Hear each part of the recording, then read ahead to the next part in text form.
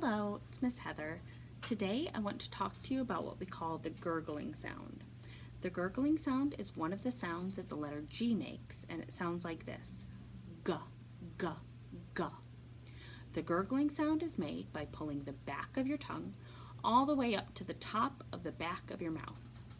If you say it slowly and pay attention, you can feel the back of your tongue lift up and move backwards toward your uvula, that little thing that hangs down in the back of your mouth. You might also notice that the tip of your tongue stays down when you say the gurgling sound. G, G, G. Another thing to notice is that your voice is turned on when you say G.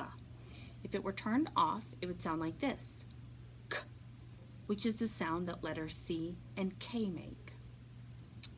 A lot of times, students who have a difficult time saying G will replace it with D, which is made with the tip of the tongue at the front of the mouth. So go might sound like dough. When I'm working with these students, I remind them to pull their tongue way to the back of their mouth.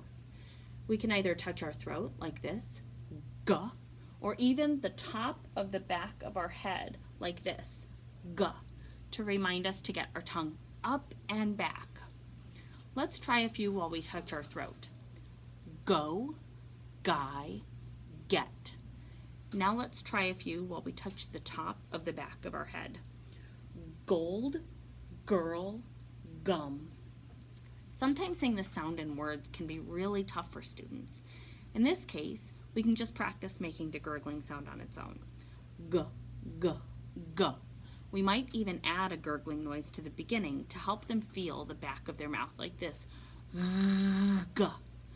Another idea is to have your student tilt their head back or even lay on the floor.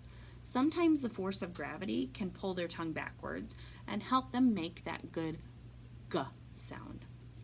I hope this has been helpful. Let me know if you have any questions. Happy practicing.